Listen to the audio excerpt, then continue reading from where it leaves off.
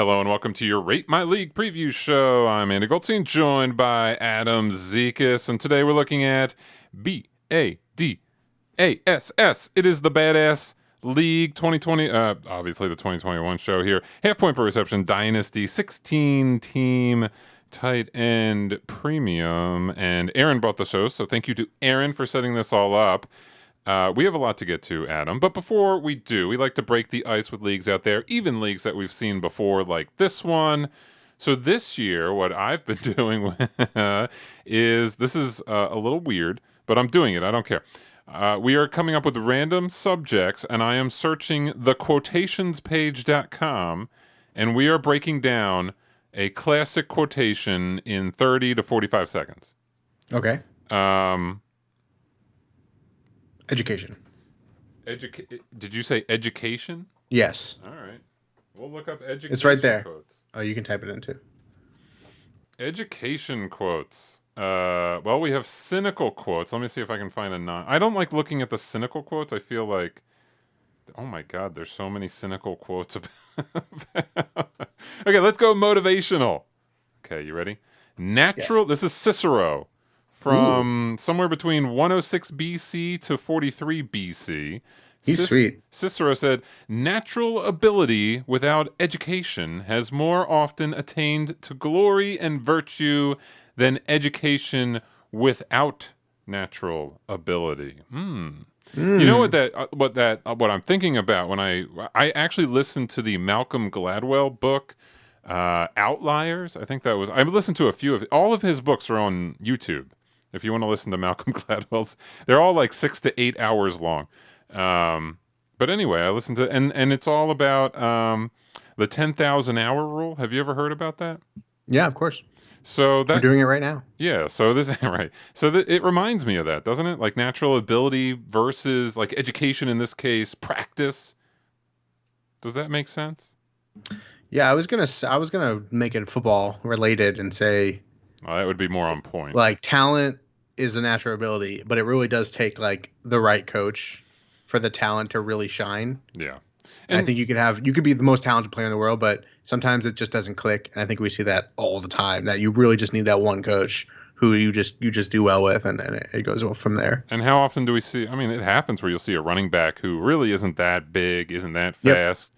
But he's got the vision. If he's got the vision, the patience, he can make plays. Same thing with wide receivers. It's probably even more relevant with wide receivers because, you know, the 40 time for wide receivers I don't think matters all that much as long as they hit some like threshold number. Like my favorite wide receivers like Anquan Bolden, Stephon Diggs, these are not like burners. These are guys who are really technicians on the field. So. Yeah, absolutely. Those guys, if you can get open, it doesn't matter who your quarterback is. You'll be set. Yeah, DeAndre Hopkins, same way, right? Mm-hmm. Okay, we got 10 offensive starters, 11 defensive starters here. This is like a balance. This is your kind of balanced IDP league, Adam. But one quarterback, because it's 16 teams, so they didn't go with Superflex. It gets a little wonky with Superflex when you get to those 16-team leagues, right? Like, there's not really 32 starting quarterbacks every year. Yeah, someone's intentionally not having good quarterbacks. Yeah. So 2 running backs, 3 wide receivers, 1 tight end, and 2 flex plays, I believe. Did I get that? No, 3 flex plays. 3 flex plays. And then on the defensive end, we have 1 defensive tackle, 2 defensive ends, 3 linebackers, 2 cornerbacks, 2 safeties, and 1 defensive flex. So Aaron wrote in, obviously demanding that you and I do this show. We did their league last year, and we killed it. That's the general sense that I got from Aaron. That's what we do. Yeah. So it's obviously 16-team IDP. So one of the owners in this league, one of the managers in this league, is in 26 leagues. 26 leagues. This is an experienced crew. I've been there. What's the most I've ever been in one year is like I think 10. I definitely got to double digits. If I count redraft and best balls and like all that stuff, I've definitely had it a year over 30.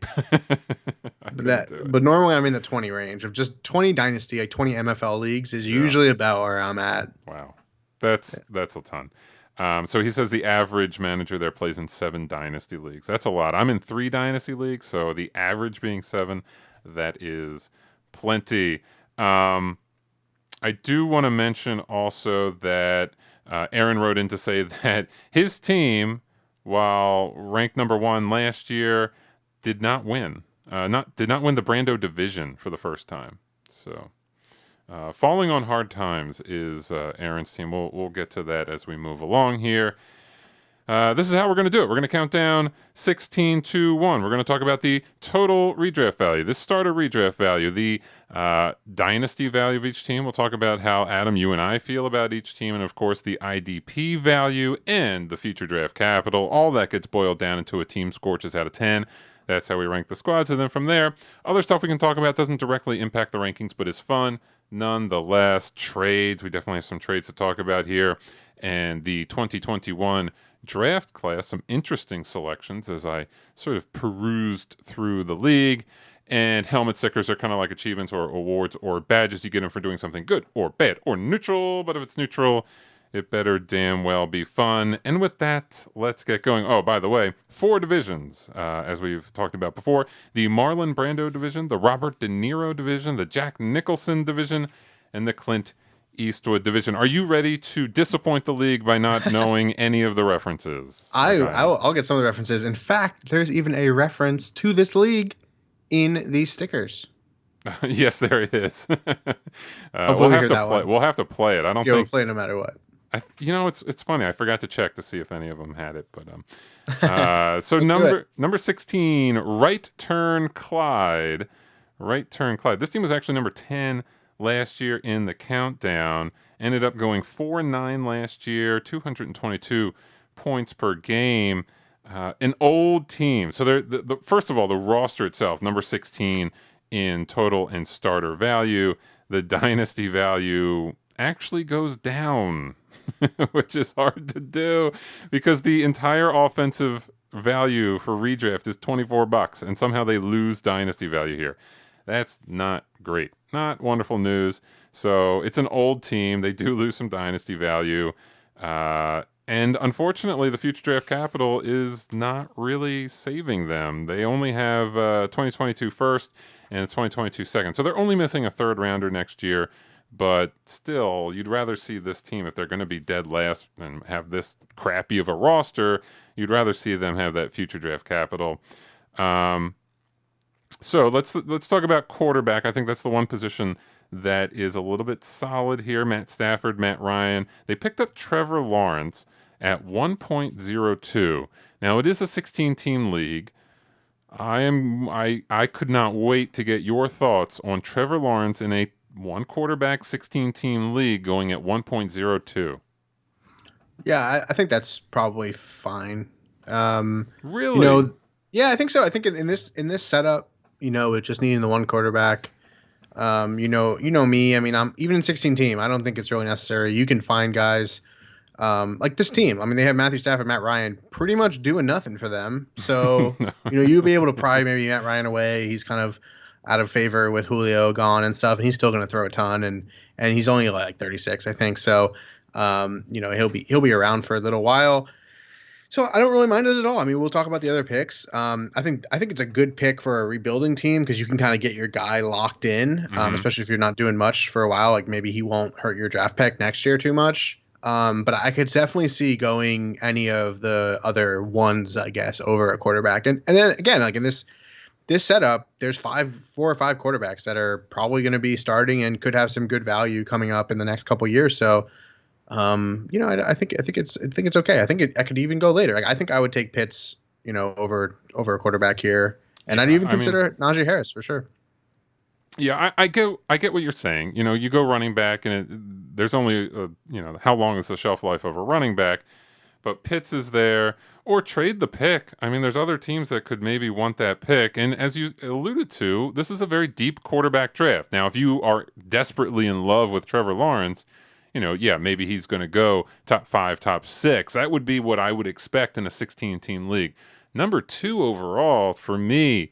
Wow, that's a little rich. I look, I get it. It's a 16-team league, so I understand that there's more value at the quarterback slot there, but number 2, I'd rather trade the pick. I'd rather trade the pick to fall back to 5 or 6 and then take. I'd rather have Fields at 5 or 6 with some other asset than Trevor Lawrence at 2, but I guess that's just me. I think it's also worth noting, like, Zach Wilson goes at 204. Yeah. And Mac Jones at 206. So, like, even this owner had 202. Like, he could have waited if he needed a quarterback. But, I mean, if you feel like Trevor Lawrence is going to be a, Andrew Luck type, ascending guy right away, well, I mean, you got to get your guys, right? So, I get it from that perspective. This roster's got not a ton going for it. No. And you might as well get something that you can rely on in 5 years from now when it might matter. I will say, this has historically been a relatively successful franchise. In fact, their all-time record, 41-24. They've averaged 280 points per game over the life of the franchise. They might know what they're doing.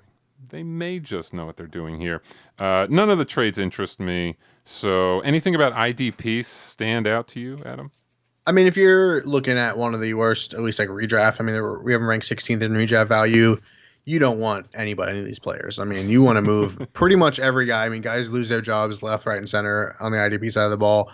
They've already they're kind of down in the dumps already in safety and stuff. So, get Cameron Jordan out of there, get Ndamukong out of there, just like take like 5th and 6th and stuff, and just live the fight another day.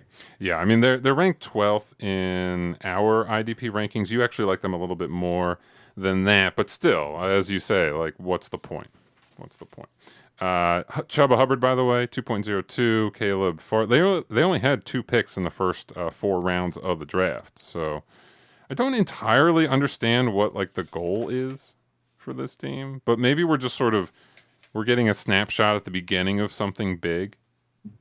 Yeah, I think that's a good way to put it.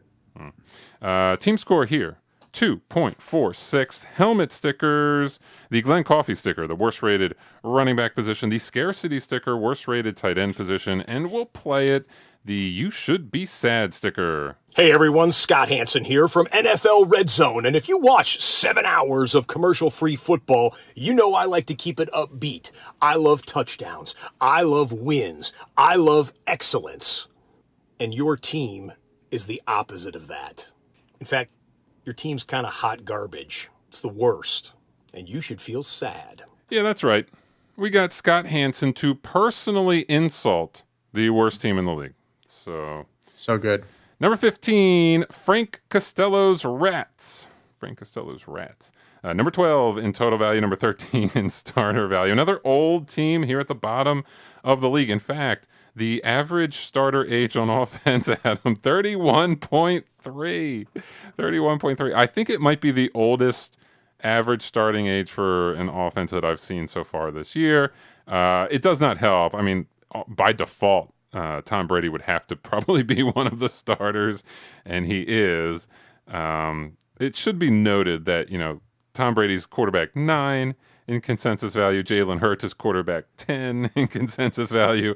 I wonder what the average age would be if we threw Hurts in there instead of Brady. It would probably drop by like 4 years or something. But regardless, it's a very old team, and it's really outside of quarterback. There's still some age here. David Johnson, Michael Thomas, even Cole Beasley and Travis Kelce at tight end. There really is age all across the roster. When you start looking at your teams, Adam, and it comes to older rosters that maybe you don't think are super competitive, what's your game plan in those circumstances? Yeah, I tend to look at running back, really. I think that's where you want to, if you got guys that are kind of pushing that age, those age cliffs, you really want to, that's when you want to start trading them away for, picks and stuff, because those guys fall off really quickly. And I think it's better to get out ahead of all those players. Some people in your league will find them to be valuable. And wide receivers a little bit tougher, just because players can play a little bit longer. Like someone like Julio Jones, like I will not trade Julio Jones. Like I will know what people are going to give me a second. I don't want a second. I'd rather take Julio Jones to the grave. Unless I'm like fully burning it down. Mm-hmm. If I'm contending at all, I will take Julio. I'm taking Julio to when he retires, because I think he's still going to be decent. And the wide receivers, like, you just need a couple good games here. A lot of leagues like this one, you can start 6 wide receivers. Those guys still have a ton of value in terms of actual starting a lineup. So that's kind of how I approach it as well. What's really interesting Well, interesting. What's crazy, this team won last year. They went That's 9-4. I had to go check the bracket. 283.2 points per game. Now, Travis Kelce in tight end premium, that is a spicy meatball. Like, that's definitely going to carry a lot of weight. But when you look at the rest of this roster, how did they do it? Andy, I wish you went back and looked at the bracket. This team went on a run of runs. They literally won the semifinals by 2 points, and they won the championship by a single point. A single point. How did they go 9-4 with this roster? I mean, it's not like they trade. There's no trades here this preseason, so I'm assuming this is pretty much the roster that won last year. I am in awe of this squad. It's just baffling. It's baffling. I mean, look, Travis Kelce was unbelievable last year, right? And like, guys had moments. You know, Cole Beasley had some moments last year. Tom Brady was good down the stretch for sure, but like, how did this team go 9-4? How did this team win a title? How did this team even make the playoffs? It just doesn't make sense.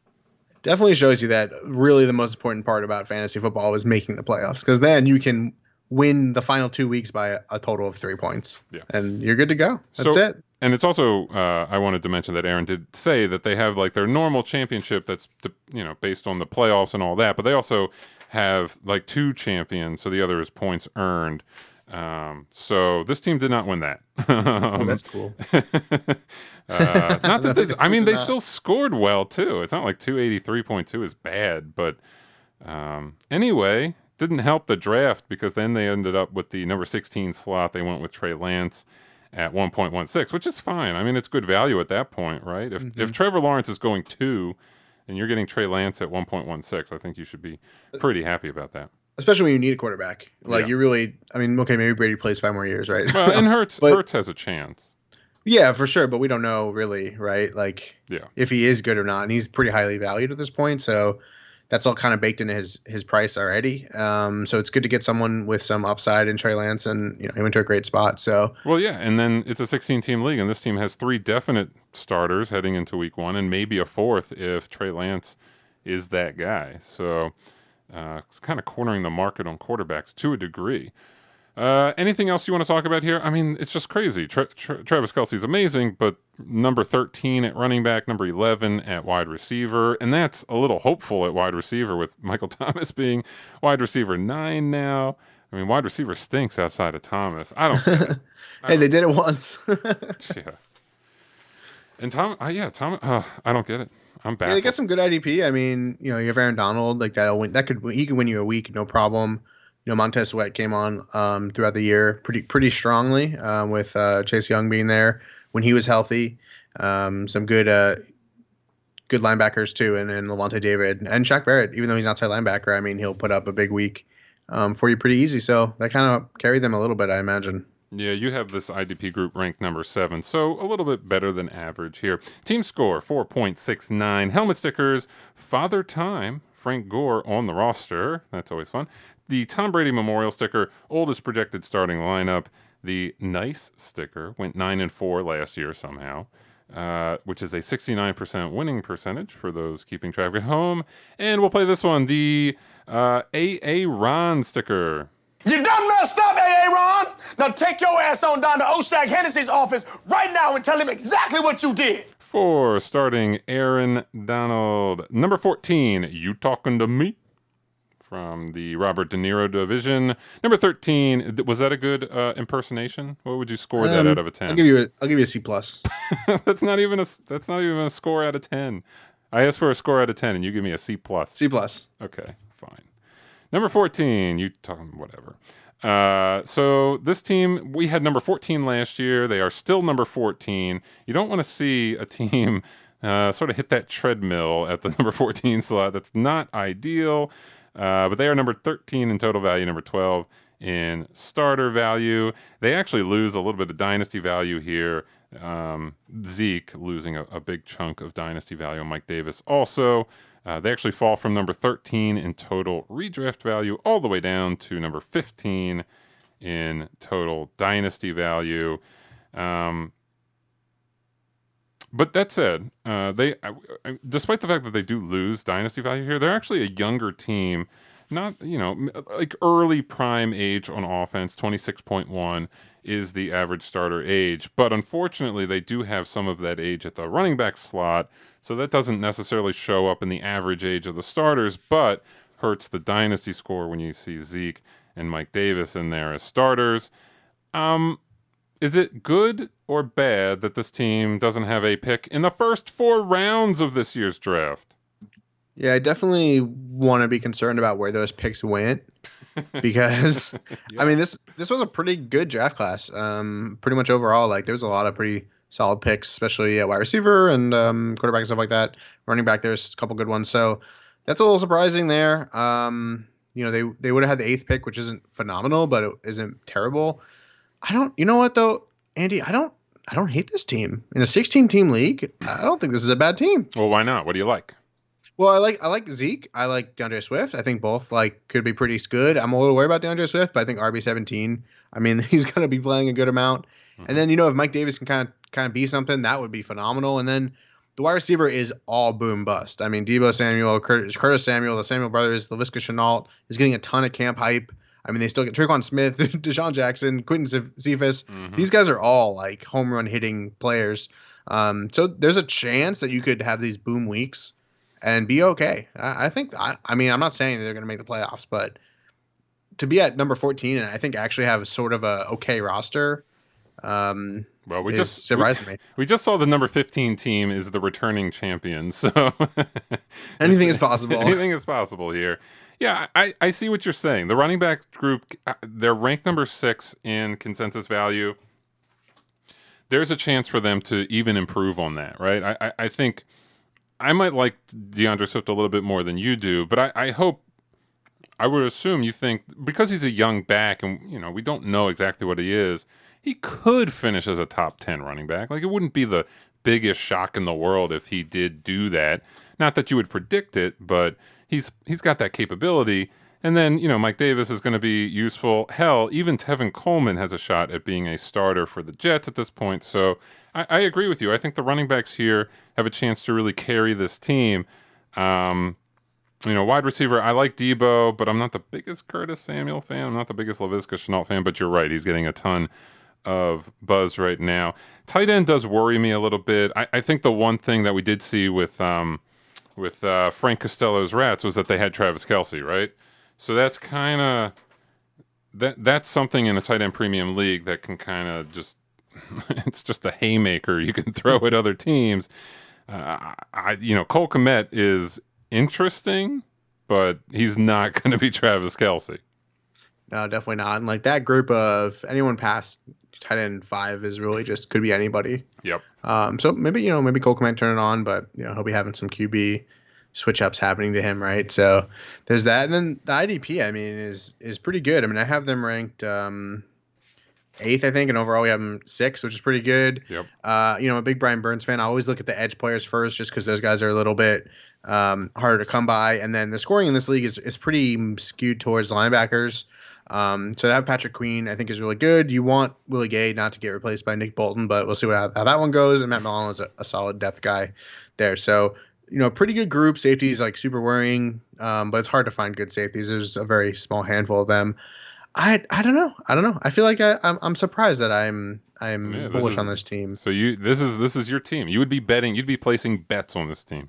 Probably because their odds would be really good. It'd be like plus 600. So yeah. I'd be like, yeah, why not? Let's do it. 4.76 is the team score here. The helmet sticker, empty trophy case, no other stickers. Oh well. Number 13, the Joker. From the Jack Nicholson division here. The number 9 roster, number 9 in total and starter value. They more or less maintain their dynasty value, they say, at number 9 at that. I will say this team last year in the countdown was ranked number 6. Now they are number 13. It's a pretty big fall, especially when we look at leagues that aren't, 1 or 2 years old. This league has been around for a little bit. To fall from number 6 to number 13 is I think, kind of significant. That said, it is a young team at 26.2 for the entire team there and 26.8 for the offense. The question to me, or I guess the major takeaway for this team is this wide receiver group, this potentially foundational wide receiver group with Tyreek Hill and DeAndre Hopkins and Cooper Kupp, Juju Smith-Schuster, even Devontae Parker is still an interesting player there as a projected starter. It's the number 2 wide receiver group in the league. Is that enough for you to think that this might be a playoff team? Like, is this a team that can just rely on that one position to carry them to at least being not a contender, but a dangerous squad? Yeah, probably not for me. I mean, it is really good, but I'm not a big Cooper Kupp fan. I think Devontae Parker's kind of maybe the odd guy out in Miami with Fuller, even though I know he's going to miss some time because he has a suspension and he gets hurt all the time. But Fuller and Waddle and stuff, like, it's kind of getting a little crowded, at least for fantasy purposes. I tend to, like, if I'm really redraft going hard on my contention, I'm going running backs because they kind of give you a higher floor. And you really hope that you really wish that James Conner had stayed in Pittsburgh because going into a timeshare is probably not great for him. And you do need to start 2 guys. So finding that second guy is going to be a little bit brutal. They didn't have many picks, and they kind of went all defense with them. No picks in the first 2 rounds. Big on defense, this squad here. We'll talk about it in a second. I'm interested in Evan Ingram. I think it'll be okay. There's just a lot of mouths to feed, and Jonnu Smith, we really have no idea what the Patriots are going to do with him. Yeah. Also, no picks in the first 2 rounds this year. No picks next year either. No picks in the first 3 rounds at this point for this team next year. Number 16, dead last in the future draft. I don't like. I mean, the trading for Landon Collins is good. I think that's okay. That's good value, especially for a future pick. But trading away Henry Ruggs for defense is unconscionable for me. I'm not even. I don't mind Henry Ruggs, but trading away a potential, good solid wide receiver 2, wide receiver 3 for a bunch a defensive tackle and a safety with a lot of hype, but doesn't really play a role that's that great for IDP on a team with a lot of good tacklers like Devin White, and maybe you've heard of him. I don't know. I know some defensive players. Because you could take Henry Ruggs and you could get a startable Kenyon Drake. You could get a startable running back for that. Well, I think the one thing to spotlight here is the fact that this team spent a ton of assets just on the defensive side. I mean, it wasn't just that trade. They traded away draft picks for Landon Collins and Grant Delpit. And then they spent all of their 2021 draft capital on defense pretty much. So at least from the IDP side, they're ranked 3rd. Was it worth it? Like, is there anything to that? It's a balanced IDP setup, right? Yeah, I mean, they also went like 3 edge guys in a row, and all 3 guys have like a ton of upside, but who knows which guys are going to, like we talked about at the beginning with the quote, who's going to put the talent, the raw ability. That's the edge class. This edge class is all about raw, natural ability, but needs a ton of coaching. So who's going to be able to put that together? Adefi Owe, who he changed his name from Jason, is going by his real first name, whatever. He's probably going to be a linebacker in my fantasy league going forward. So that kind of sucks, but they're definitely building a monster defensive end unit. They've got, Myles Garrett already, Joey Bosa already. They're trying to get a good 3rd guy when you really only need to start 2 guys or 3 guys. They're putting together a really good IDP squad, but I'm not positive that it's absolutely necessary. I mean, I think you can if you were. I think if you had moved that value towards offense, I think you'd probably be looking a little bit better overall. And I'm the IDP guy, and I'm the one who's saying that. I would never dare. Just because you do have a good squad already. So if you take all those 3rds and move up into the mid-second and pick up, somebody who went in the second, like even like Kadarius Toney. I mean, that's a 1st-round player. Yeah, I don't know. Quiddy Pay getting some with a bit more ability to start right away. It definitely feels like moves that would be made by a team that was already set on the offensive side, and like they're really going for it. This team is it just doesn't.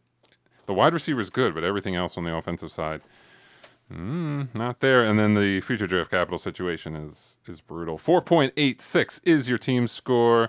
Just 1 helmet sticker because of that future draft capital, the tapped out sticker. Come on, Daniel! They got him,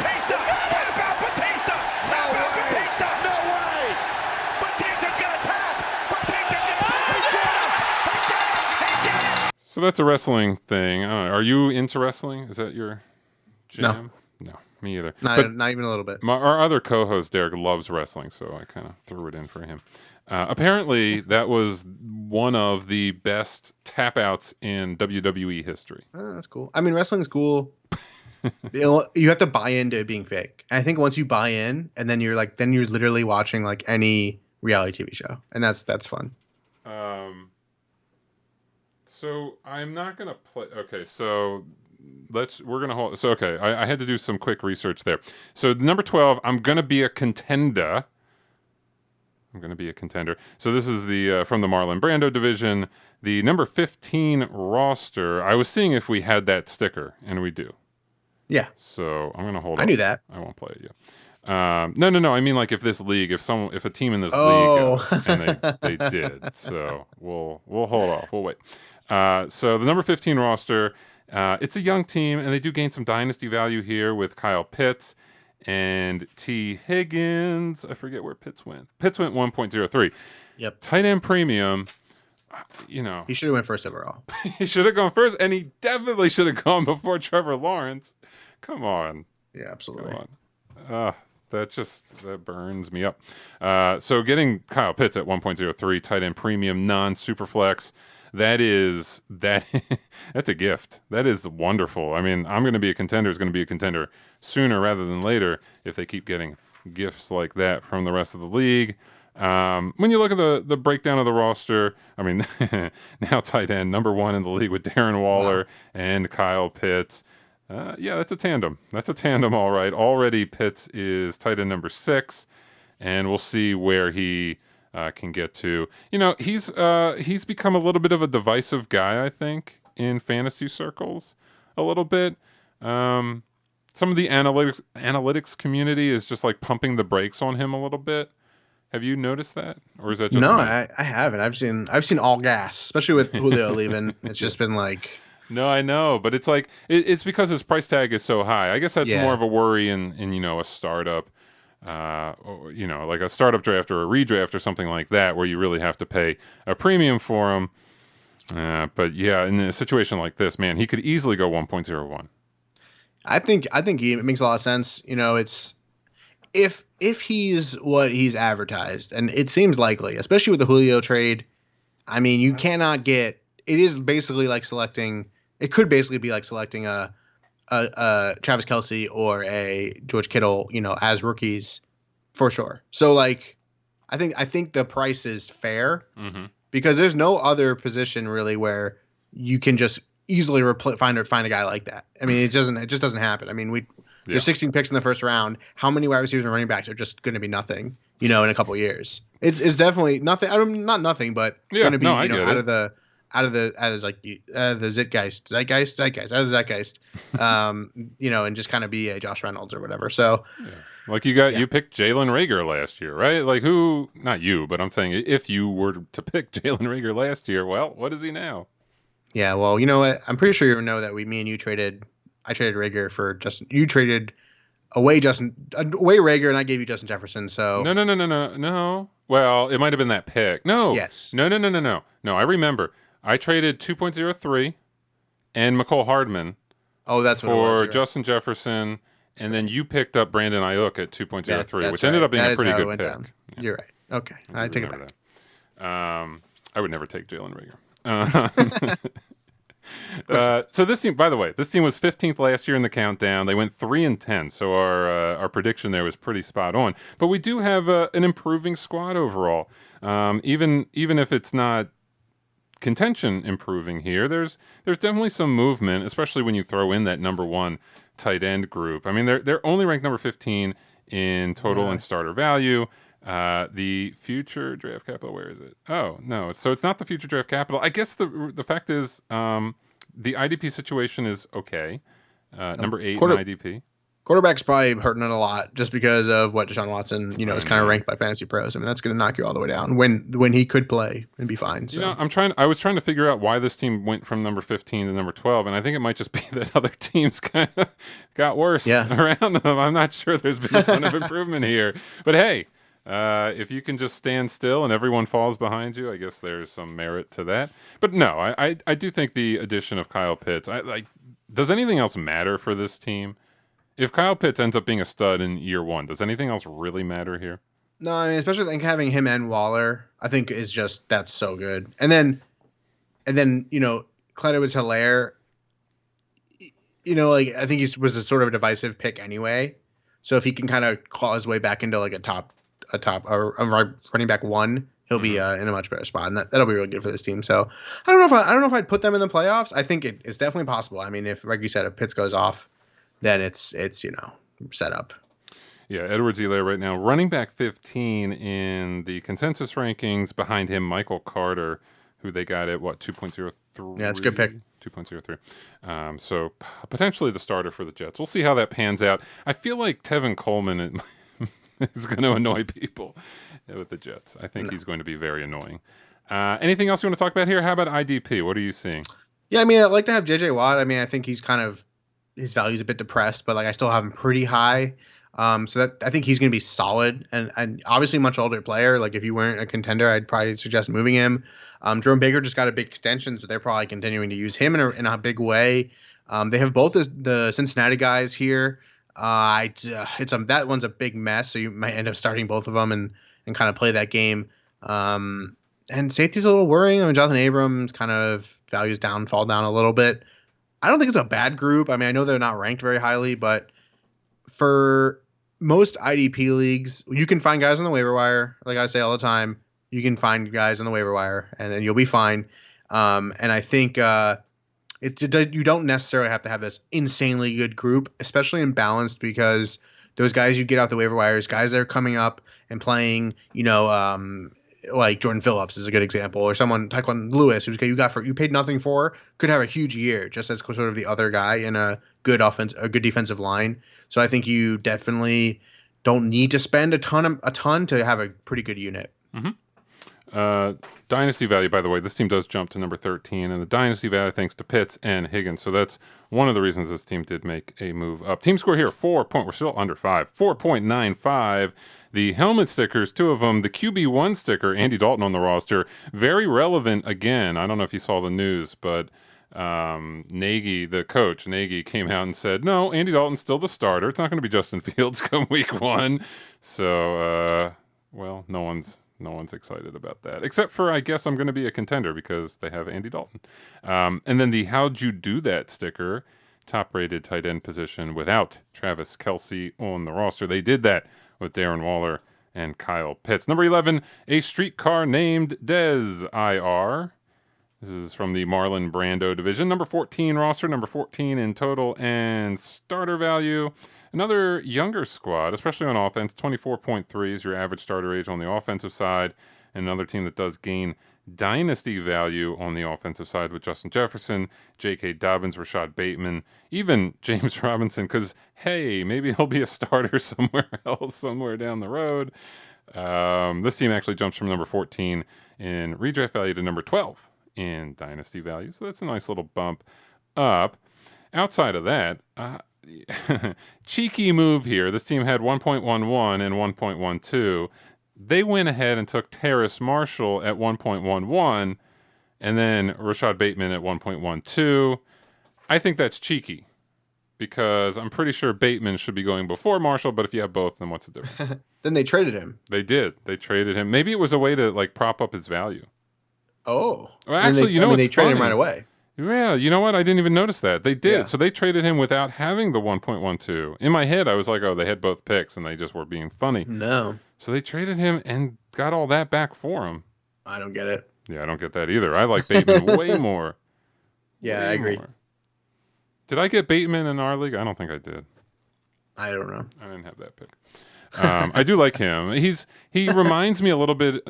He's not going to be as successful. He's not as good a player, but his situation right now in fantasy reminds me a little bit of Jefferson's situation last year, where it was like he's drafted on a team where the sort of surface level idea is that it's a bad situation because overthinking it, right? Because it's like an offense that doesn't throw the ball a lot. They want to run the ball. But for me, good situation means he's going to be on the field. And last year with Jefferson, it was like BC Johnson and who knows behind him. And then with Rashad Bateman, who's there? Marquise Brown, Mark Andrews, and who? Miles Boykin? I mean, are we really scared of Miles Boykin? I want a guy who's going to get on the field. Yeah, I think that's a good way to put it. I think he's definitely fallen down a little bit where I'm like super happy to snap him up. I don't have that many shares just because of the way my picks kind of worked out this year. But yeah, I definitely like him a lot more than Marshall.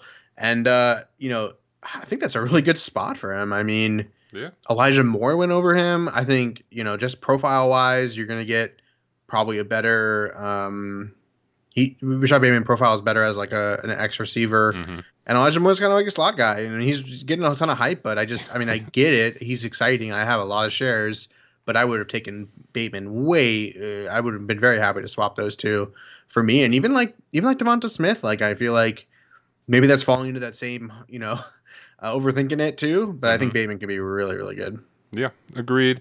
Number 1 future draft capital, by the way, at least they're tied. For that, they have an extra second round pick. Did I get that right? Yeah, they have an extra second round pick. You know what's funny? This league has, when we look at the rookie draft, we see teams that have like 5 first round picks and and other teams that don't pick in the first 3 rounds. But then when we look at the future draft capital every year, it's like not a lot of movement. So all of that draft capital movement tends to happen in season, or at least after we do the shows here. That's awesome, though. I love that. Yeah, no, it's fun, but it's more fun for me when we can talk about teams that like have no picks and the other team has like 5 first round picks.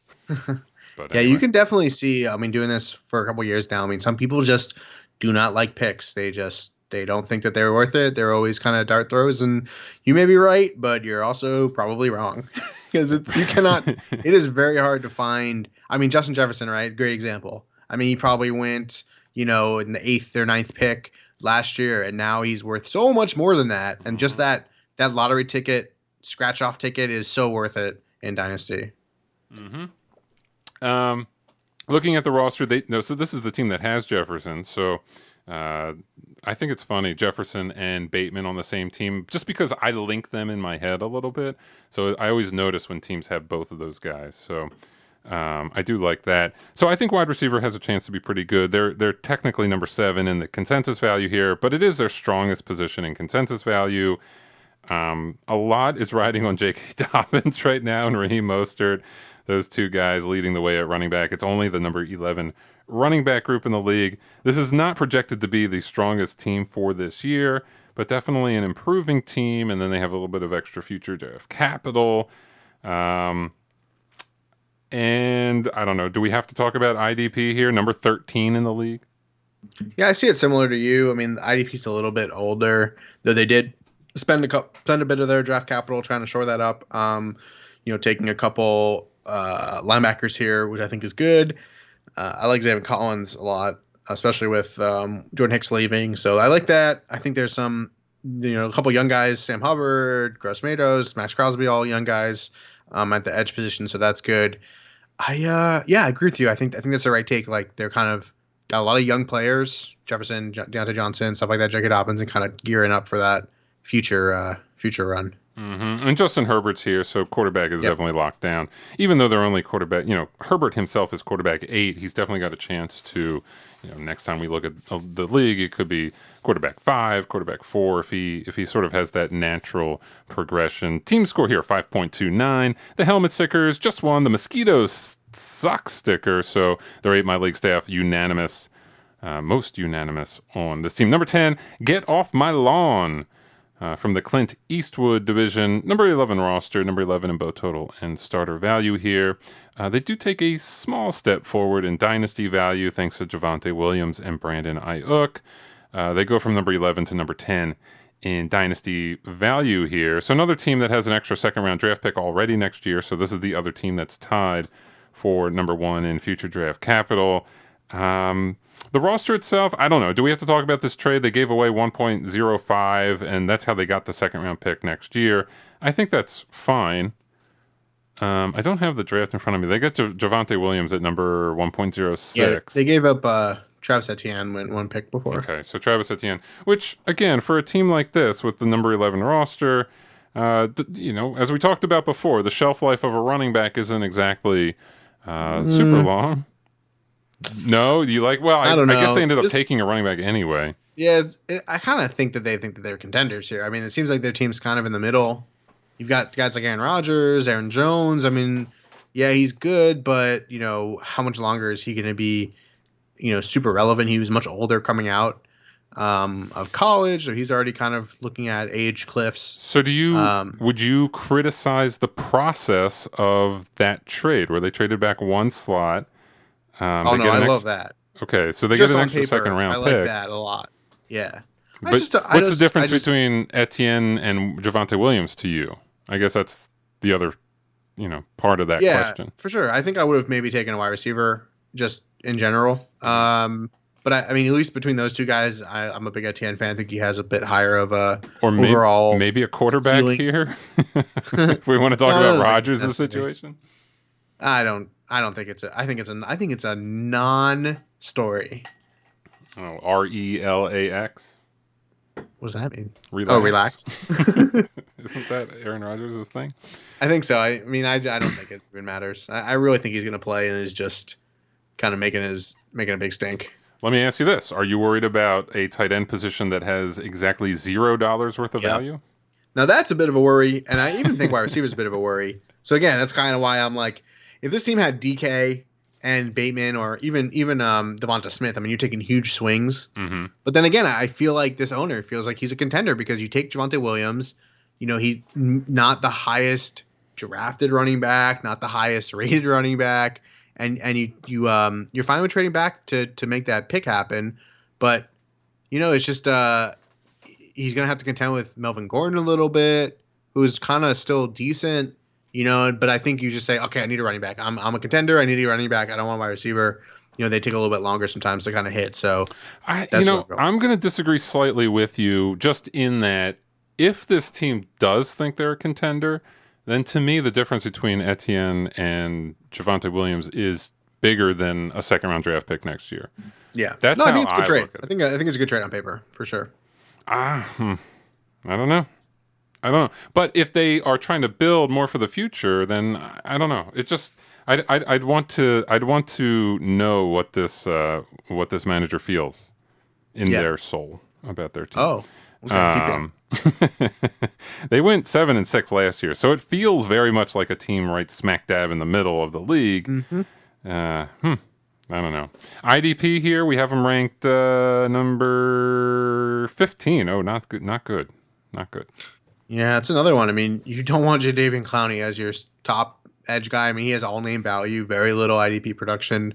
He is sort of a run stopping guy. I mean, he's never really been a big time sack dude. He had one crazy play in college, and that's kind of pushed his value really high since then. Great run defender though, like one of the best in the league. Anyway, Cleveland Farrell is good too. Linebacker falls off real fast after Dehan Jones. Von Miller is phenomenal, but outside linebackers, you're really hoping for these crazy big weeks. Otherwise, you're getting big fat zeros there. And safeties is real sketchy also. Though I like Harrison Smith. Otherwise it's pretty sketchy. Team score here, 5.39. The helmet sticker just won. The pack rat sticker. Well, first of all, pack rats are super cute, so they are our collectors. They go around and they pick up cool, shiny, neat-looking objects, and they bring them back to their nest. This team brought back a shiny second-round draft pick next year back to the nest and gets them the pack rat sticker. Number 9, Al Capone from the Robert De Niro division. We're starting to step up a little bit with the roster strength. This team is number 6 in total redraft value. They're number 6 in starter redraft value. And they maintain that more or less. They stay at number 6 for dynasty value here. So this is, to me, the first roster that I look. Of course, we've already looked at the returning champion, so what the hell do I know? But this is the first team that, to me, on paper, looks like a team that has a little danger to them. A little, you get a little scared when you see Christian McCaffrey and now Najee Harris staring back at you at the running back slot. And obviously, wide receiver overall, not quite there, but Julio Jones at wide receiver 15. has a chance to beat you any given week as well. So I do think that this roster, we're making those strides. We're making the step up. The question, of course, is it really good enough to compete for a title? And that's where you do have to start looking at some of the secondary players here. Right now, Darrell Henderson is a projected starter. Not ideal. And Robert Woods and Jerry Jeudy are projected starters. Woods will get his, but Jeudy is a little bit of an unknown, I guess, still with that situation there in Denver. And then, quarterback and tight end is just kind of meh. So what are your takeaways from this roster?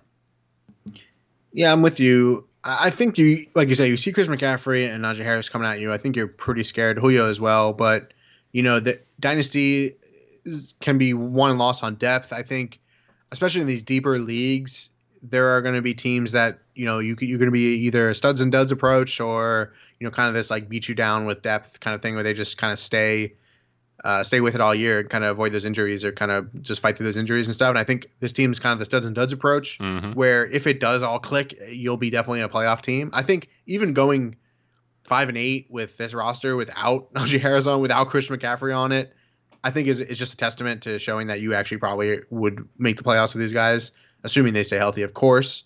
Tight end's a big concern as well. I mean, I'm not a big Logan Thomas fan. I think he's kind of just like, oh, that's nice. But to put him as a tight end one, I think is a little strong by Fantasy Pros. So, yeah, I don't know about all that. And the IDP's not super great either. So, yeah, kind of worried. Yeah, so what this team would be placed higher in the Rate My League rankings if it weren't for really two main things here. One, I don't like this team compared to consensus. I'm just not the biggest Najee Harris guy, and Robert Woods, I'm bored by Robert Woods. So he'll always do better than I think, but I don't respect him. So whatever. And then IDP. This team is ranked number 10 in IDP. It does hurt them, especially with the balanced scoring. It plays a little bit of a larger role. So I do think that there's something to this team, like in terms of getting to the playoffs. Yes, they need Christian McCaffrey to stay healthy. He's got to play 16 games for this team, no doubt about it. And they do need Najee Harris to step up in a big way in his rookie year. 1.04, by the way, for Najee Harris there, which is fine because Pitts was off the board at that point, right? So it was when Chase and then Trevor Lawrence and then Pitts and then Najee Harris. So, I don't know. Anything else you want to talk about here, IDP? I mean, I like the linebackers. I think you'll get a little bit more than what you got last year. Then I think Brooks probably plays a lot more. And then safety's I think really good. Have Jamal Adams, even though he might be holding out. That's good, but to see the 16th ranked edge group, defensive end group, that's really not good. Like I said, you can find guys on the waiver wire to kind of shore that up a little bit, but if you think you're going to go for it, you're going to want to get at least one or two guys off the wire. That's kind of going to give you a little bit more than the last ranked group. I don't have any of these guys even ranked. Yep. 5.96 is the team score here. Empty trophy case, no other stickers. Number 8, rather.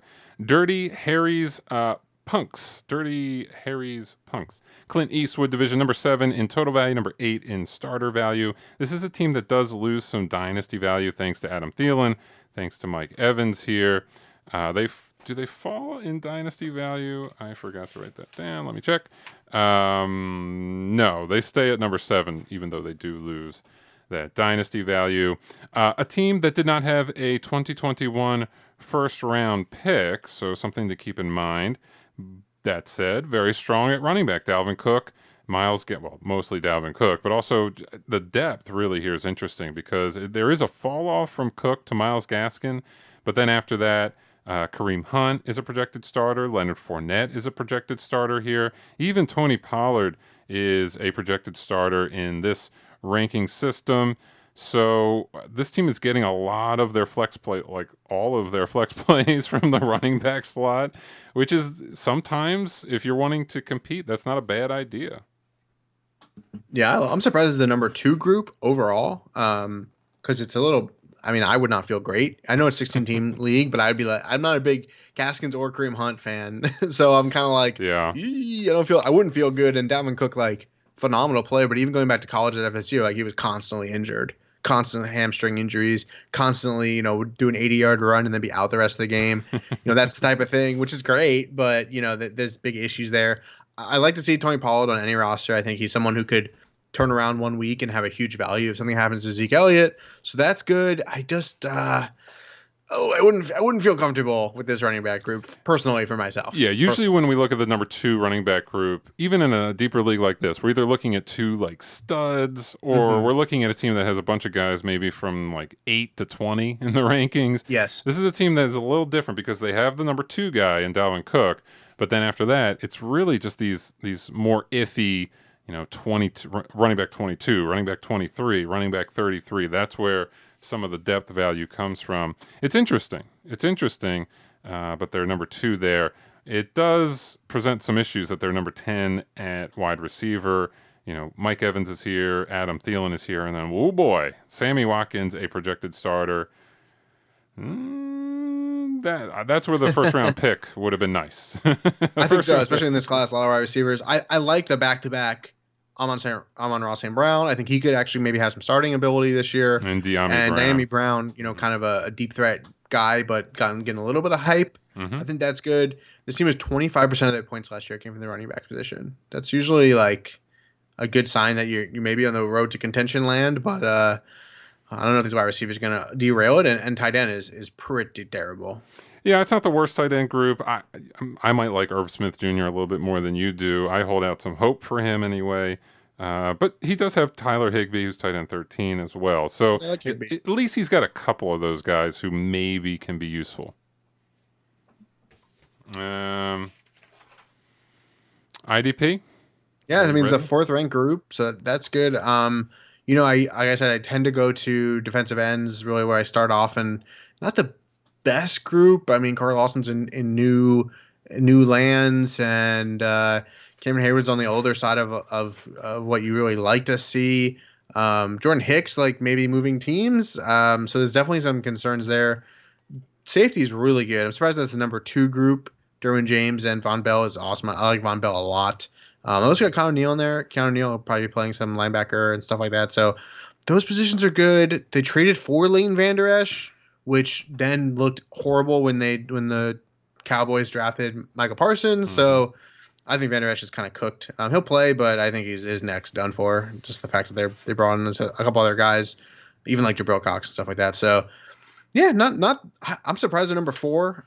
Definitely the safeties are helping that out a lot. Yeah, I forgot we kind of skipped over quarterback here, but Joe Burrow, very important for this team. He doesn't really have a ton of other options outside of Burrow. So I want to see Burrow stay healthy this year. I just want to see him play 16 games schedule. I just want to see him settle down. I want to see the pass blocking improve a little bit, and part of that is on Burrow himself. Like, he's got to be more disciplined about getting the ball out, not holding on to the ball. Him getting hurt was definitely the worst part of 2020 for sure. It was not fun. Team score here 6.22. Helmet stickers, the all aboard sticker starting Myles Gaskin. I think there's a little hype train behind Gaskin right now since the Dolphins have neglected the position, and he had a little bit of success last year. I mean, that's why he's running back 22 right now. Yeah, we'll see. And then the customer is always wrong. This is the lowest rated RML staff ranking versus consensus, at least on the offensive side of the ball. Sorry, that's me. Sorry. Number 7, the ugly from the Clint Eastwood division. Number 8 in total value. Number 7 in starter value. This team actually loses decent dynasty value here with Derrick Henry, Keenan Allen, Russell Wilson. Even what's worse than that, they literally have no one on the roster who gains dynasty value. Literally none. That's not what you want to see. Yeah.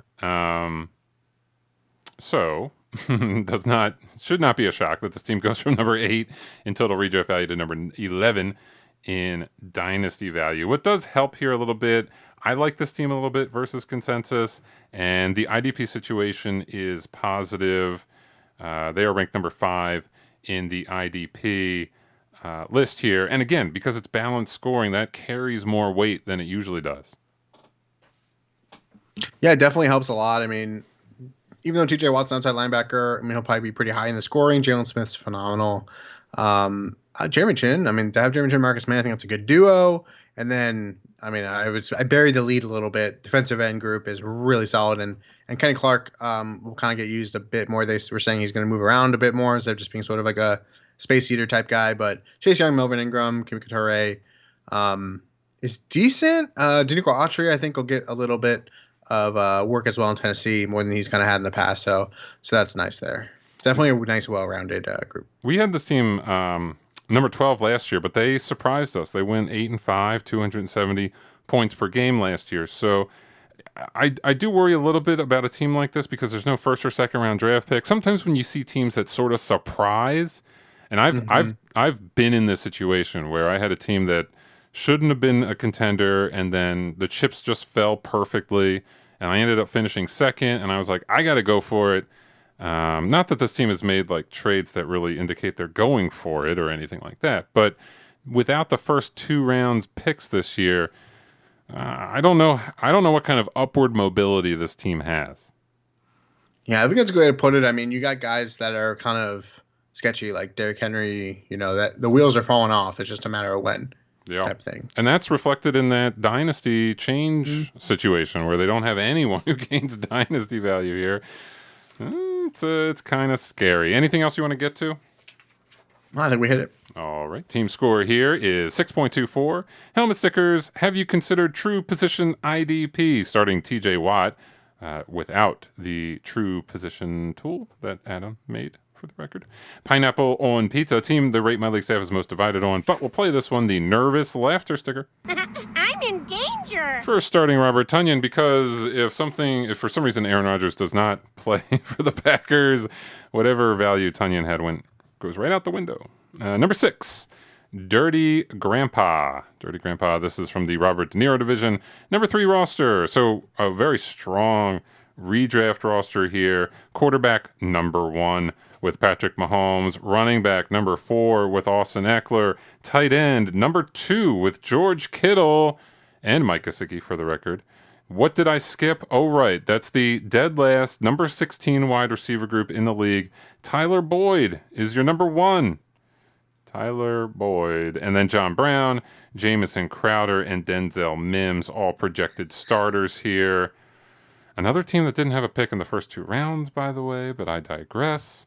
I guess the question, Adam, how much damage can a team do that's elite everywhere other than wide receiver? Yeah, I mean, I like Tyler Boyd still, but it's definitely concerning. I think you'll probably be starting Denzel Mims. I don't think I was starting Denzel Mims, actually, I should say. So they're projected to. Yeah.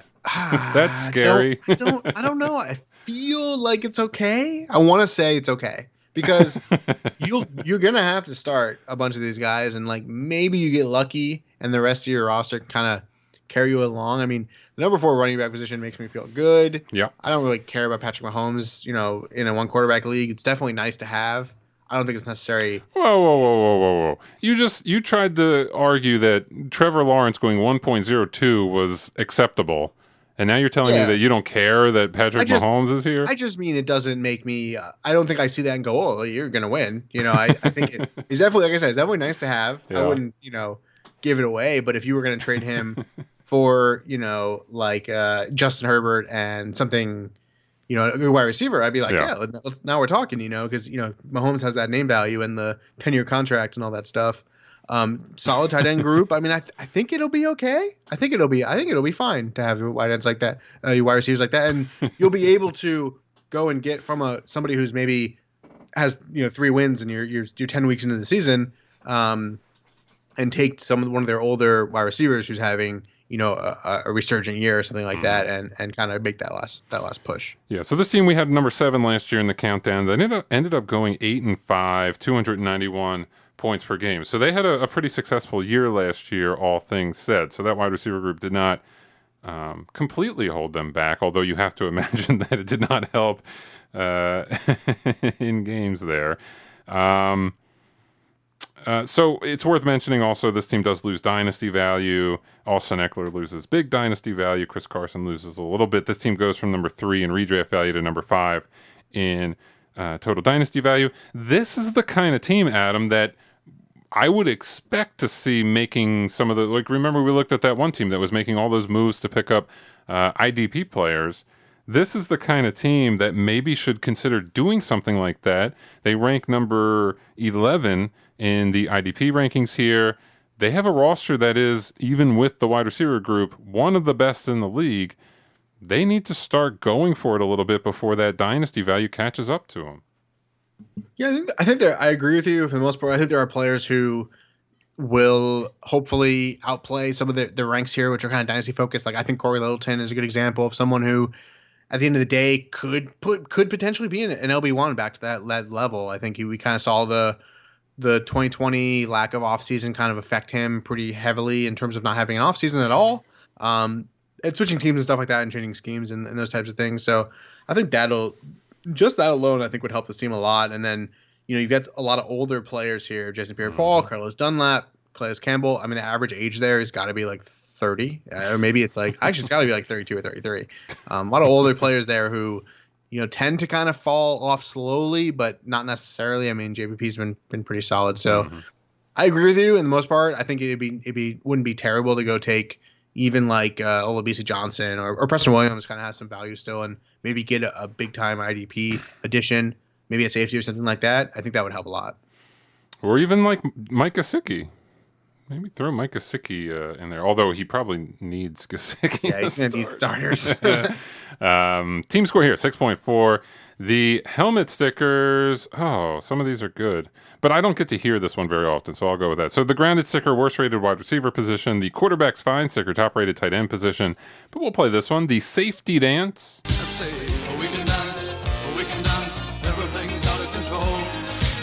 For having Jesse Bates starting, for the record. Yeah, so the IDP shows I don't usually do, so I don't get to hear the IDP stickers all that often. So, Men at Work, right? No, I don't think so. Is that not the band? No, man. Men at Work sing I Come From a Land Down Under. Oh. Who did Safety Dance? Oh, Men Without Hats. Yes, that's great. Men Without Hats, yeah. That's the one. Oh, come on. I hear it a lot, and it's a little long, close. but I love it. I had men right. Number 5, Jessup's Jingoistic Jazzmen. I'm waiting for this team. This is the one I'm waiting for. This is the Jack Nicholson division team here. Number 5, why are you waiting for this team? Because they were 1 and 12. They drafted all the picks. All the guys. Young team with huge dynasty value here. As you mentioned there, Chase, Jamar Chase is here, Travis Etienne, Devontae Smith, Jalen Waddle, 7 first-round picks. Yeah, see, like I said, all the picks. 7 first-round picks. 1 and 12 last year. 189.8 points per game. I don't know. I hadn't really heard this term bandied about until recently, but the term you hear now is productive struggle. Yeah, I don't really know what that is. Well, I guess it's a team like this where you are, it's trusting the process. It's the same thing. You're totally happy being bad because you have a bunch of draft capital and you have your own picks and it's all going to work out in the end.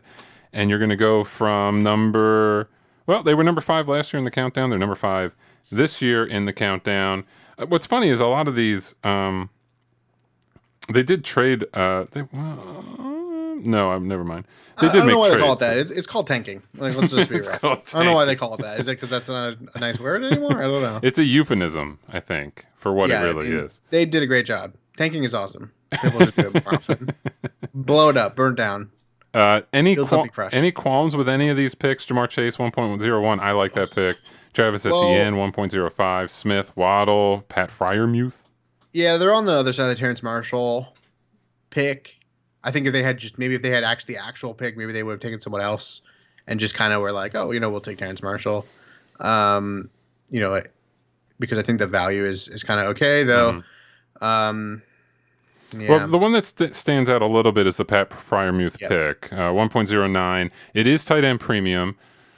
Honestly, this is I'm pretty sure this is the first draft I've looked at closely that was tight end premium without it being super flex. So I'm trying to, in my head, try to figure out if that makes any sense at all. I don't think it does. I think it's okay pick, especially when you're kind of starting from scratch here, basically. Yeah.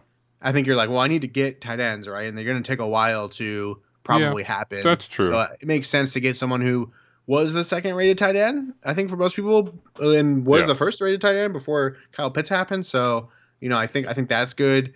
I don't know about Jamar Chase at the top. I think if looking at it in terms of like the other players, not Trevor Lawrence, but Najee Harris, and I think you would get more like the actual quote unquote consensus value out of some Pitts or Harris, and then maybe could have traded that in to get other players. And I'm not saying Travis Etienne would be there at 105, but I mean, not saying Jamar Chase would be there at 105, but I understand where this player is coming from in terms of I am starting literally from scratch. I want the best wide receiver because he's going to have that value for a long time.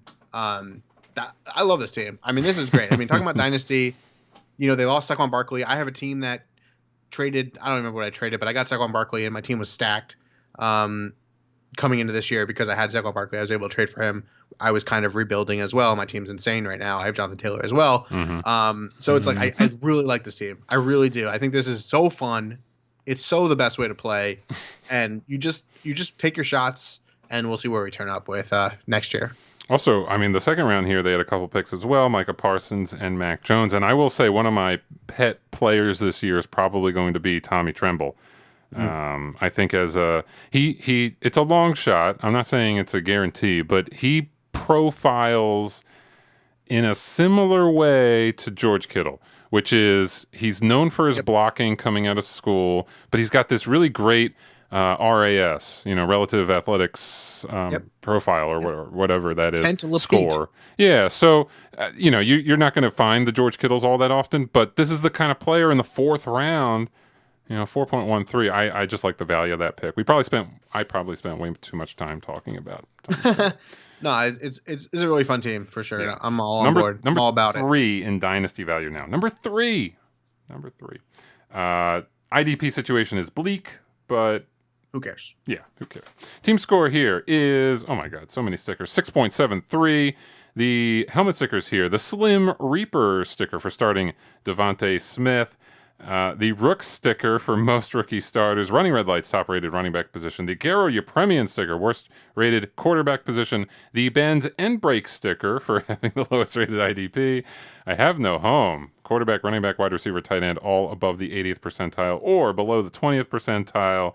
By the way, number 1 at running back. Did I even mention that? Saquon, Jonathan Taylor, Joe Mixon, now Travis Etienne. That's pretty good. And finally, I'll play this one. We Are Young.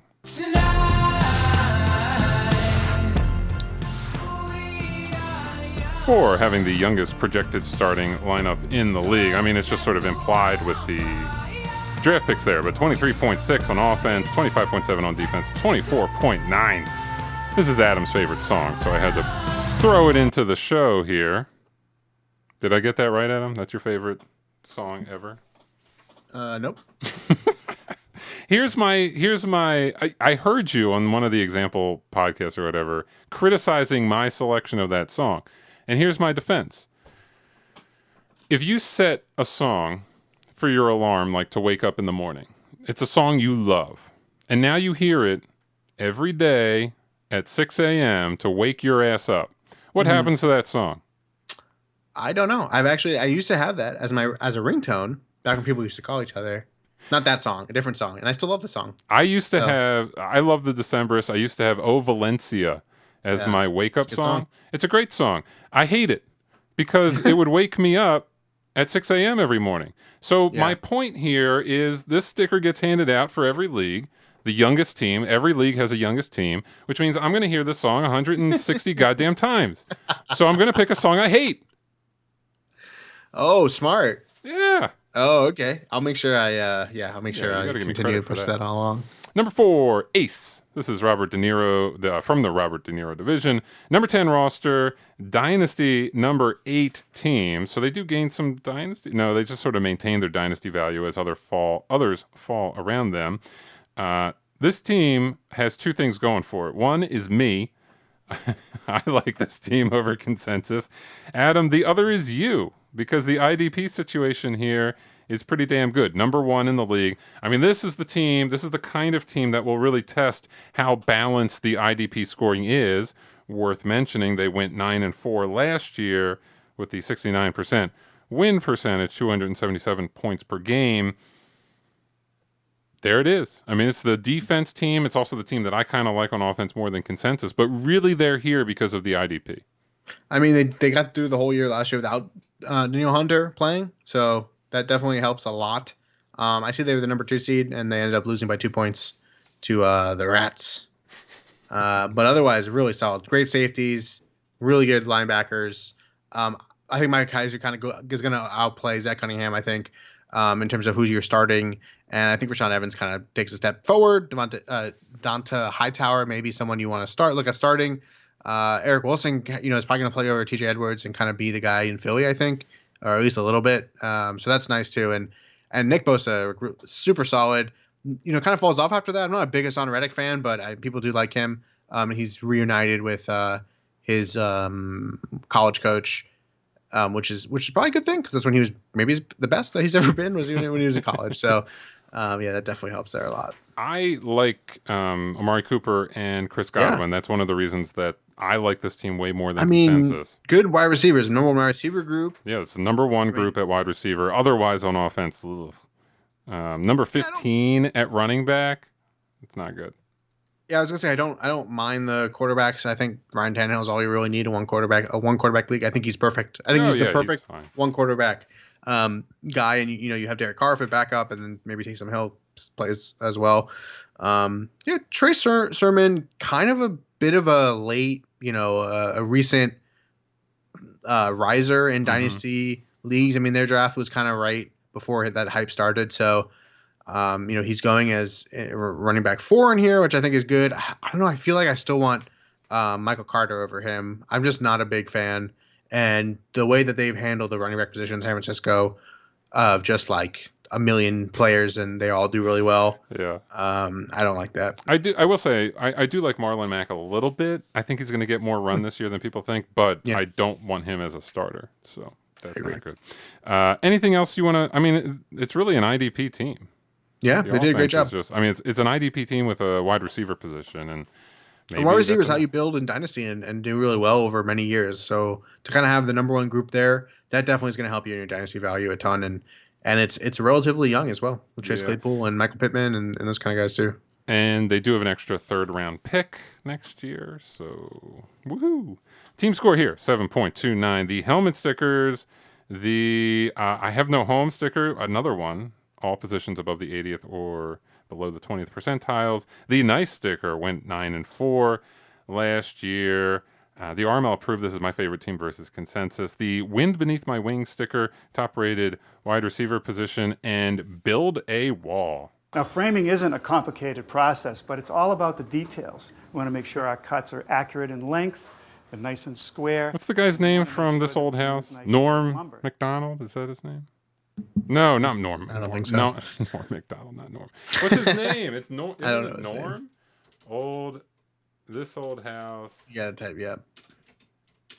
Norm. This Old House. What's his name? Norm Abram. Norm Abram. Ugh. Man, I've never seen that show. What? Yeah. You've never seen This Old House? No. Or like Antiques Roadshow. He was building a wall. Anyway, number 3, Paul Kersey. Kersey? AIA?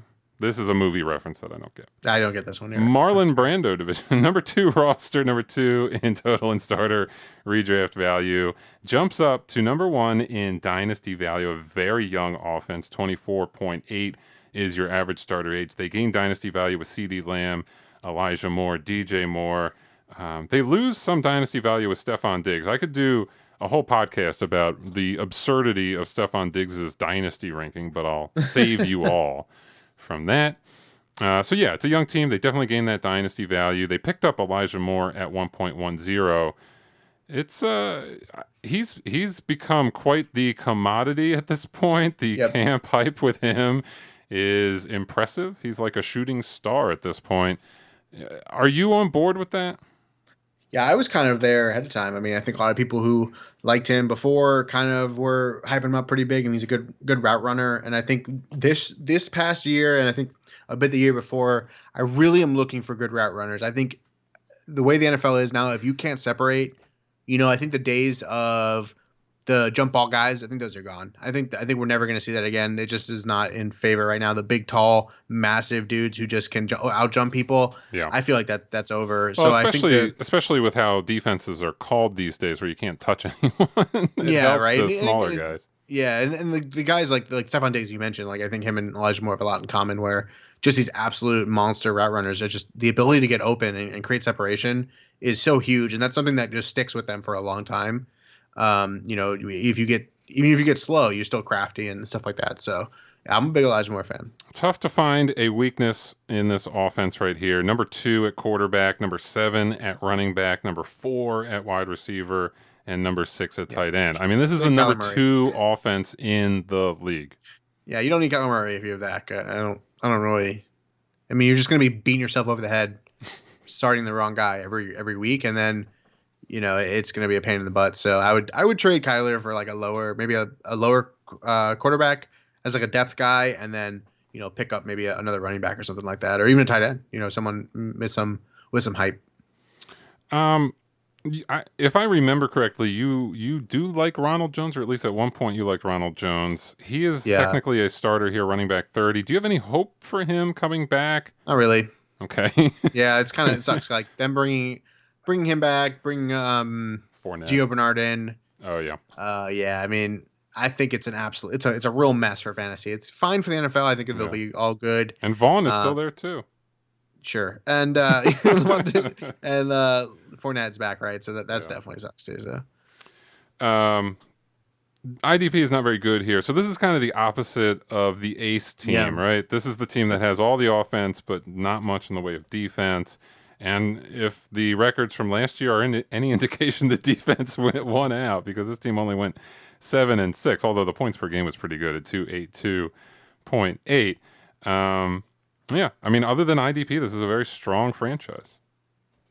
Yeah, and I mean, like I've said a couple times, you can get IDP off the waiver wire. I like the Kwity Paye pick. I like the Nick Bolton pick. I think both those guys could play a lot this year, especially Kwity Paye. I think he'll slot right in there and kind of Justin Houston's old kind of job. And I think that's a really good pick down in the middle of the end of the second round in a 16-team league.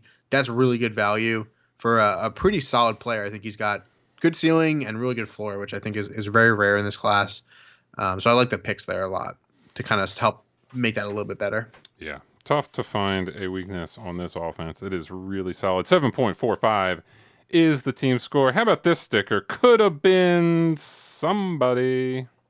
You don't understand. I could have had class. I could have been a contender. I could have been somebody instead of a bum, which is what I am. For starting A.J. Dillon. Nice. A.J. Dillon. Brendo. He's so good. Instead of a bum. Definitely the best of any of the actors in this. Stupid Packers. What are they doing? I may have A.J. Dillon in all of my dynasties. Number 2, here's Johnny. Jack Nicholson division. Number 4 roster. Number 4 in both total and starter value. Obviously, when you get to the top of the rankings like this, you're going to see some pretty good offenses. In this case, Lamar Jackson and the number 4 quarterback group. Allen Robinson, Terry McLaurin, Kenny Galladay, Odell Beckham Jr., very deep number 3 wide receiver group. Now, running back, it's not elite. It's middle of the road in terms of value here, but Cam Akers, Josh Jacobs, and Chase Edmonds, and then it kind of falls off after that. It's interesting. We saw that other team that had like Dalvin Cook and Myles Gaskin and I forget who the third guy was, but like there was more depth. Or like Fournette was there too, right? Like there was more depth on that team. Tony Pollard was there. Like it went deeper. Yeah, and Mike Davis. And that running back group ended up being ranked higher than this one. But this one has kind of, a potential stud with Akers, although he's obviously not Dalvin Cook. And then Josh Jacobs and Chase Edmonds, who are potential, top 20 guys there. Is there any chance that this running back group is better than the consensus value? Yeah, I mean, I think every time we do this, there's always a team that I look at the roster and I'm like, really? And I think this is the one for me. Like because you like it more, or because no, because I like it much less. Okay. I think I would take the previous two offenses and definitely the one with all the rookies over this. I just feel like there's a lot of hope here. Like Cam Akers hope, Chase Edmonds hope. Al Robinson, Terry McLaurin, these guys are all hope. Kenny Galladay, a new team, hopeful. Marquise Brown is salvageable. I mean, Michael Gallup does something on a new team. Mecole Hardman works into the. Just like a lot of question marks here. Yeah, there's definitely there's definitely a lot of guys here, or some guys here who are ranked higher than they've ever finished before. That's a good way to put it. Yeah. Like Terry McLaurin, wide receiver 12. Even though it's Ryan Fitzpatrick, which he's solid, it's just I don't know. I mean, I'm a big Scary Terry fan. I think he's really good. A top 12 wide receiver, it just gets really sketchy really quickly in wide receiver, I guess. I will say, Josh, just real quick. I mean, Josh Jacobs has a definite chance to finish better than running back 21 if he can stay healthy. Even though I'm not the biggest Josh Jacobs fan, I think his value kind of gets hurt because his ceiling is lower than some of the other guys. But I think his floor is probably higher than running back 21 if he's healthy. And Lamar Jackson, I mean, look, we saw in 2019 that Lamar Jackson can kind of win leagues. So there's always a chance he gets back to that point. That's true. That's a good way to put it. Just a lot of question mark players for me that I think I'd rather have a couple of the other rosters. Yeah, I think that's fair. No first or second round draft pick here. That kind of hurts, especially when you look at this dynasty value, it doesn't really change. So it would be nice if they had a first or second round draft pick adding some dynasty value here. That would look good. You don't want a team that kind of gets stuck on that treadmill of or not even a treadmill, but just outside of that tippy top contender level. Mm-hmm. But they do have the IDP situation to make it work. I mean, they're number 2 in consensus IDP right now. I mean, I don't know if I've seen a better group in my days as Darius Leonard, Devin White, Roquan Smith, Fred Warner. That's going to be enough. I mean, you're talking a lot of guys who get sacks, which is awesome because, that'll give you boom weeks, and then a lot of really good players who never leave the field. I mean, Fred Warner never leaves the field. Roquan Smith's never going to leave the field, stuff like that. So that definitely helps a lot. Defensive end could be a little bit better. Safety, I think, is okay. I think he could be better there as well.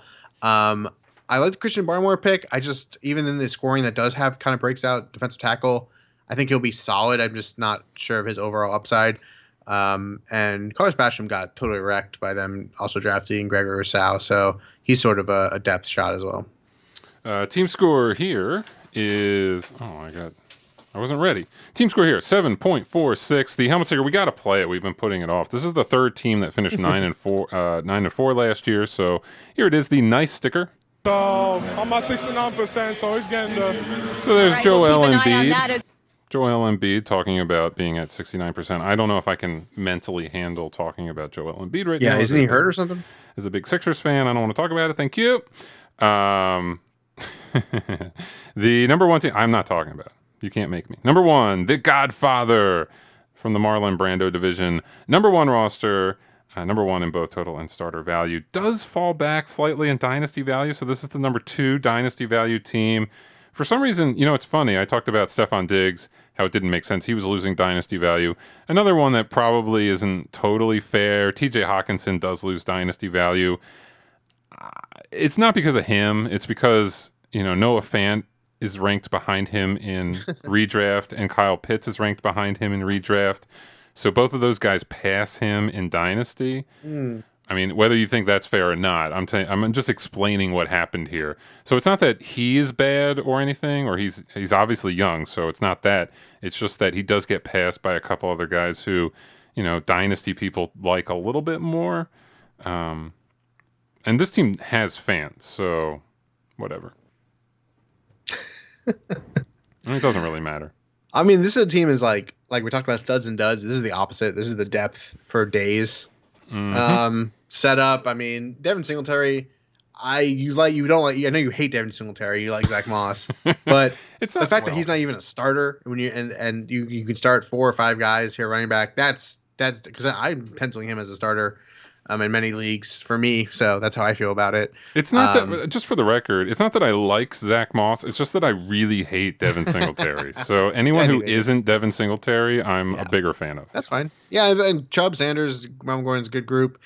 I mean, the wide receiver, I think is just even better, especially with Julio Jones leaving and Calvin Ridley being like the main guy there. Mm-hmm. And then drafting Kadarius Toney in the mid-second round. I mean, okay, sure, he's kind of a one-year wonder, but he's a first-round player right there. I mean, he's got draft capital, in the NFL. So I think he'll be pretty solid as a slot guy in New York. Yeah, I mean, he's got a shot. He's going to get on the field. You would expect. Interesting squad. And I do like. I like Cortland Sutton. He's kind of a guy who I have ranked higher than consensus. There's a lot of mouths to feed in Denver, and they don't have a quarterback to do it. But I think there's a chance that Sutton might just be better than Jerry Jeudy, and like he might just get a lot of targets there. So I do like him a little bit versus consensus. But yeah, I mean, this is another team. There's no position that is elite compared to some of the other teams. They don't have a position that's in the top 2. Now, Josh Allen is quarterback too, so that's an elite spot there. But running back is number 5 in total value. Wide receiver is number 5 in total value. Tight end is number 4 in total value.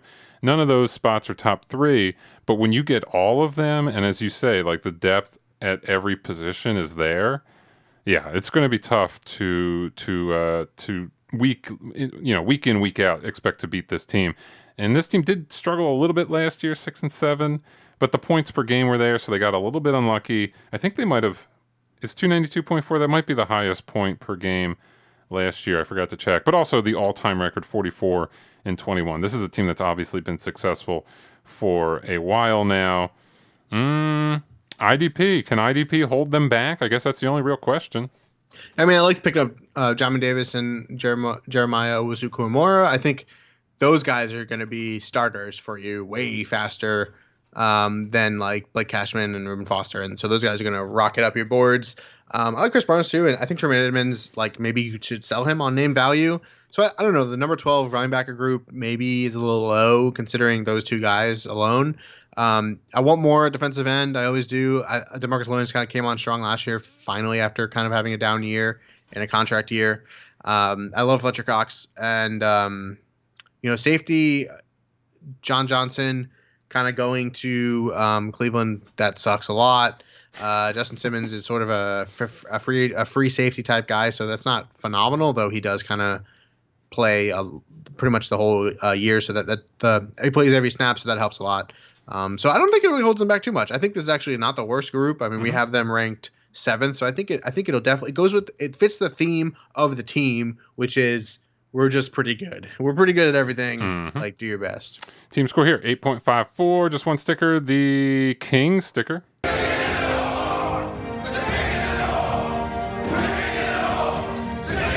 For the top-rated team, they get the King sticker. Yeah, I think this is. It's fun. This is a league where even when you go by points per game last year, a lot of teams are at that like 280, 290. It's a pretty close group. It's not.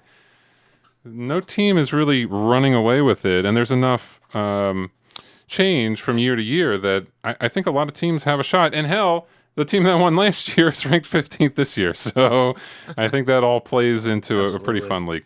Thank you to B.A.D.A.S.S, and thank you to Aaron for setting this all up. You can still follow me on Twitter at RateMyLeague. Adam, where can we follow you?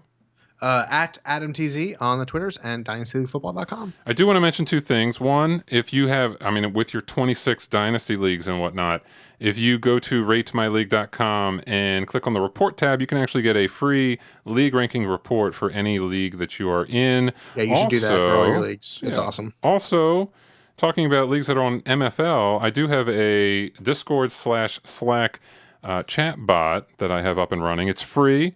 It works with MFL leagues. It turns your Slack or Discord into like a little read-only app for your league, and it'll relay transactions and draft picks and notify. It'll use push notifications and tell you when you're on the clock. It does a lot of cool stuff, so check that out too. Anything else? Are we good? Yep. Adios. Okay, let's get out of here. Hopefully we'll get to talk to you again next year. Good luck this season.